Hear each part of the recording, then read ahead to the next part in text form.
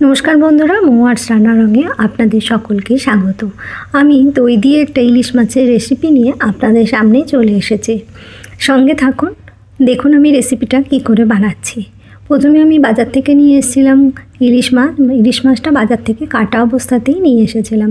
এবার এটাকে ধুয়ে নিয়েছিলাম। ধুয়ে পরিষ্কার করে নেওয়ার পর এর মধ্যে আমি পরিমাণ মতো নুন আর হলুদ মাখিয়ে দিচ্ছি। মাখিয়ে দিয়ে এটাকে আমি 10 মিনিট রেখে দেবো।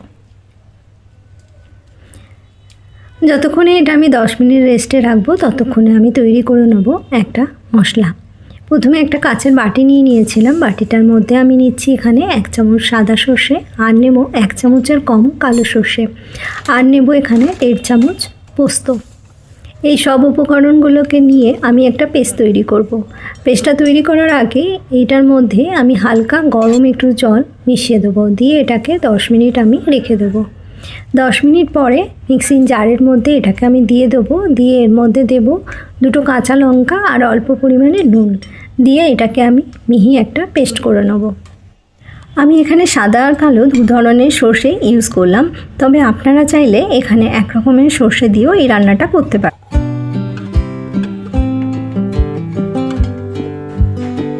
দেখুন, এটা আমার পেস্ট করা হয়ে গেছে। সুন্দর একটা মিহি পেস্ট এটা তৈরি হয়েছে। খুব সহজ এই রেসিপিটা। মশলাগুলো একটু রেডি করে নিলেই রান্নাটা খুব তাড়াতাড়ি হয়ে যাবে। এবার একটা আমি টিফিন বক্স নিয়ে নিয়েছি। টিফিন বক্সের মধ্যে আমি নিয়ে নিলাম এখানে 2 চামচ টক দই। টক দইটাকে খুব ভালো করে মিশিয়ে নিচ্ছি।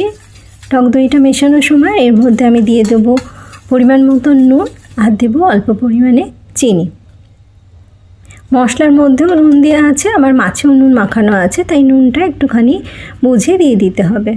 আমি এতে চিনি ব্যবহার করলাম যেহেতু দইটা আমার বাজারে কেনা দই ছিল। যদি ঘরে পাতা দই হয় তাহলে আর চিনি ব্যবহার করার দরকার নেই। এটাকে খুব ভালো করে মিশিয়ে নিচ্ছি আমি। মেশানো হয়ে গেলে এর মধ্যে আমি সর্ষে পোস্ত আর কাঁচা লঙ্কা দিয়ে যে পেস্টটা বানিয়েছিলাম সেটা এর মধ্যে দিয়ে দেবো।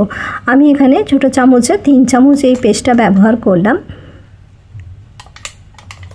দিয়ে এটাকেও খুব ভালো করে আমি মিশিয়ে নেব।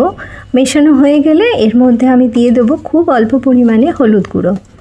হলুদ গুঁড়োটা দিয়ে এটাকে ভালো করে আরেকবার মেশাবো। মিশিয়ে এর মধ্যে দিয়ে দেবো পরিমাণ মতন একটু নুন। আর আমি এখানে ব্যবহার করব 1 চামচ সর্ষের তেল। সর্ষের তেল দিয়ে এটাকে আরেকবার ভালো করে মেশাবো। মেশানোটা খুব ভালো করে মিশিয়ে নিতে হবে যাতে সব মশলা খুব ভালো করে মিশে যায়। আর এর মধ্যে দিয়ে দেবো আমি চেরা কাঁচা লঙ্কা।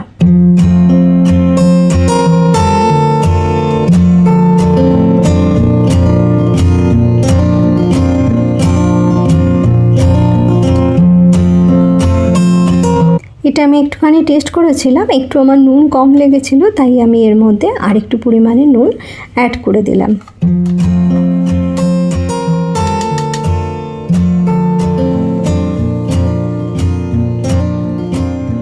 এবার আমি এর মধ্যে দিয়ে দেবো ইলিশ মাছটা দিয়ে একটু ভালো করে এপাশ ওপাশ করে নেবো যাতে সব মশলাগুলো মাছের গায়ে লেগে যায়। এইভাবে মাখিয়ে নিয়ে আমি টিফিন বক্সের ঢাকাটা বন্ধ করে দেবো। বন্ধ করার আগে এর মধ্যে আমি দিয়ে দেবো আরও 1 চামচ ওপর থেকে সর্ষের তেল আর 2 কাঁচা লঙ্কা দিয়ে টিফিন বক্সটা বন্ধ করে দেবো।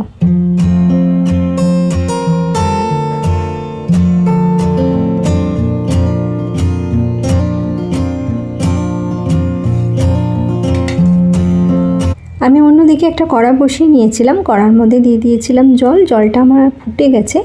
নিচে আমি একটা ছোট প্লেট দিয়ে দিয়েছি যাতে টিফিন বক্সটা বসাতে আমার সুবিধে হয়। এইভাবে টিফিন বক্সটা আমি বসিয়ে দিয়েছি যাতে জলটা ওপর পর্যন্ত না থাকে, নিচেই এইটুকু পর্যন্ত থাকে। ওপরে গেলে আবার টিফিন বক্সের মধ্যে জল ঢুকে যেতে পারে। এটাকে আমি ঢাকা দিয়ে দিয়েছিলাম। ঢাকা দিয়ে আমি মিডিয়াম টু লো ফ্লেমে 10 মিনিট এটাকে রান্না করে নিয়েছি। 10 মিনিট পরে এটাকে নামিয়ে নিয়েছি। ঠান্ডা হওয়ার পর ঢাকা খুলে নিয়েছি। দেখুন আমার দই ইলিশ একদম রেডি হয়ে গেছে। আমি এটা প্লেটের মধ্যে নামিয়ে নিলাম। নামিয়ে নিয়ে সার্ভ করে দিয়েছি। এটা গরম ভাতের সঙ্গে খেতে খুবই অসাধারণ। আপনারা অবশ্যই এইভাবে একবার বানিয়ে দেখবেন। খুব সহজ একটা রেসিপি আর খেতে কিন্তু খুবই অসাধারণ। আশা করি আমার এই রেসিপিটা আপনাদের ভালো লেগে থাকবে। আর যদি ভালো লেগে থাকে তাহলে একটা লাইক করে কমেন্ট করে দেবেন। যারা আমার চ্যানেলে নতুন আসছেন তাদের কাছে অনুরোধ রাখবো তারা আমার চ্যানেলটাকে সাবস্ক্রাইব করে নেবেন। আর যারা পুরনো বন্ধু সবসময় আমার পাশে আছেন তাদের অনেক অনেক ভালোবাসা। আমি আবারও হাজির হয়ে যাব নতুন কোনো রেসিপি নিয়ে আপনাদের সামনে। আপনারা ভালো থাকবেন, সুস্থ থাকবেন।